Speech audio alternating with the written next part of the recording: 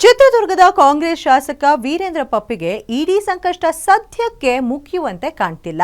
ನ್ಯಾಯಾಲಯ ಶಾಸಕನನ್ನ ಮತ್ತೆ 6 ದಿನಗಳ ಕಾಲ ಇಡಿ ಕಸ್ಟಡಿಗೆ ನೀಡಿ ಅಂತ ಆದೇಶ ಹೊರಡಿಸಿದೆ. ಅಲ್ಲದೆ ಇಡಿ ಅಧಿಕಾರಿಗಳ ವಿರುದ್ಧವೂ ನ್ಯಾಯಾಲಯ ಗರಂ ಆದ ಪ್ರಸಂಗ ನಡೆಯಿತು.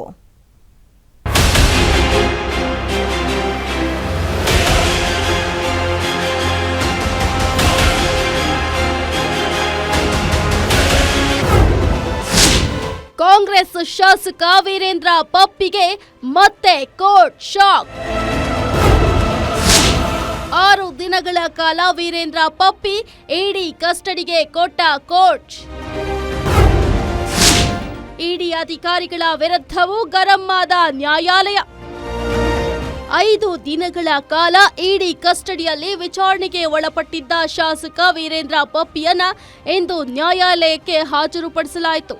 ಜನಪ್ರತಿನಿಧಿಗಳ ವಿಶೇಷ ನ್ಯಾಯಾಲಯಕ್ಕೆ ಹಾಜರುಪಡಿಸಿದ ಇಡಿ ಅಧಿಕಾರಿಗಳು ಪ್ರಕರಣಕ್ಕೆ ಸಂಬಂಧಪಟ್ಟಂತೆ ತನಿಖೆ ನಡೆಸಲು ತಮ್ಮ ಕಸ್ಟಡಿಗೆ ನೀಡುವಂತೆ ಮನವಿ ಮಾಡಿದ್ರು.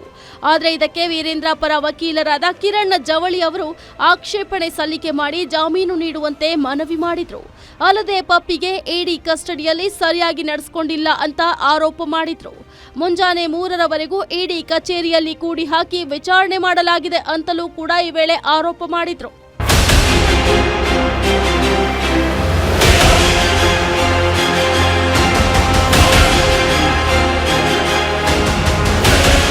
ಇನ್ನು ವಿಚಾರಣೆಯ ವೇಳೆ ವೀರೇಂದ್ರ ಪಪ್ಪಿಯ ವಿರುದ್ಧ ಯಾವ ಗ್ರೌಂಡ್ಸ್ಗಳ ಇಟ್ಕೊಂಡು ಇಸಿಐಆರ್ ದಾಖಲಿಸಿಕೊಂಡಿದ್ದೀರಾ ಅಂತ ಕೋರ್ಟ್ ಇಡಿ ಅಧಿಕಾರಿಗಳನ್ನ ಪ್ರಶ್ನೆ ಮಾಡಿದೆ.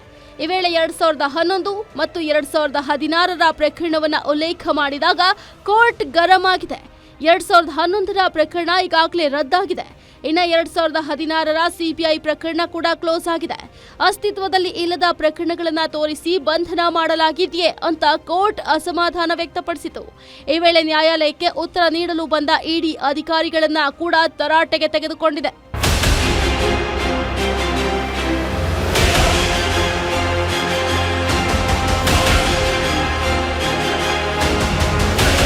ಇನ್ನು ಇಡಿ ಅಧಿಕಾರಿಗಳ ಪರ ಎಸ್ಪಿಪಿ ಪ್ರಮೋದ್ ಚಂದ್ರ ವಾದ ಮಂಡಿಸಿದ್ರು.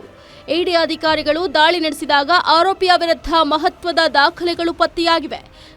ಕೋಟಿ ನಗದು ಹಾಗೂ ಚಿನ್ನಾಭರಣಗಳು ಕೂಡ ಪತ್ತೆಯಾಗಿದೆ. ವಿದೇಶಿ ವ್ಯವಹಾರಗಳ ಸಂಬಂಧ ದಾಖಲೆಗಳು ಪತ್ತೆಯಾಗಿದೆ. ಅಷ್ಟೇ ಯಾಕೆ, ಬೆಟ್ಟಿಂಗ್ ಅವ್ಯವಹಾರದ ಸಂಬಂಧ ಸಾಕ್ಷ್ಯಗಳು ಸಿಕ್ಕಿವೆ. ದಾಳಿಯ ಸಂದರ್ಭದಲ್ಲಿ ಕೆಲವರು ಪರಾರಿಯಾಗಿದ್ದಾರೆ. ಸಾಕಷ್ಟು ಅವ್ಯವಹಾರಗಳು ಪತ್ತೆಯಾಗಿದ್ದು ವೀರೇಂದ್ರ ಪಪ್ಪಿಯನ್ನ ವಶಕ್ಕೆ ಪಡೆದು ವಿಚಾರಣೆ ನಡೆಸುವ ಅಗತ್ಯತೆ ಇದೆ ಅಂತ ವಾದ ಮಂಡಿಸಿದ್ರು.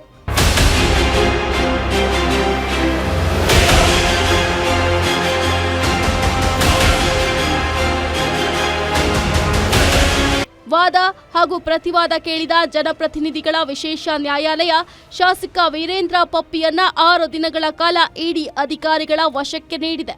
ಅಲ್ಲದೆ ಆರೋಪಿತ ವೀರೇಂದ್ರ ಪಪ್ಪಿಗೆ ಮೂಲ ಸೌಕರ್ಯ ನೀಡುವಂತೆ ಸೂಚಿಸಿದೆ. ಅಂದ್ರೆ ನಿದ್ದೆ ಮಾಡಲು ಅವಕಾಶ ನೀಡಬೇಕು, ಶುದ್ಧ ಕುಡಿಯುವ ನೀರಿನ ಸೌಲಭ್ಯ ಒದಗಿಸಬೇಕು, ಔಷಧ ಮತ್ತು ವಿಶ್ರಾಂತಿಗೆ ಸಮಯ ನೀಡಬೇಕು. ಪ್ರತಿದಿನ ವಕೀಲರಿಗೆ ಆರೋಪಿಯನ್ನ ಭೇಟಿ ಮಾಡಲು ಸಮಯಾವಕಾಶವನ್ನ ನೀಡಬೇಕು ಅಂತ ಆದೇಶ ನೀಡಿದೆ. ಸದ್ಯ ಕೋರ್ಟ್ ಆದೇಶದ ಮೇರೆಗೆ ವೀರೇಂದ್ರ ಪಪ್ಪಿಯನ್ನ ತಮ್ಮ ಕಸ್ಟಡಿಗೆ ಪಡೆದಿರುವ ಇಡಿ ಅಧಿಕಾರಿಗಳು 6 ದಿನಗಳ ಕಾಲ ಮತ್ತೆ ಫುಲ್ ಡ್ರಿಲ್ ಮಾಡಲಿದ್ದಾರೆ. Ajay Gowda, crime bureau, guarantee news.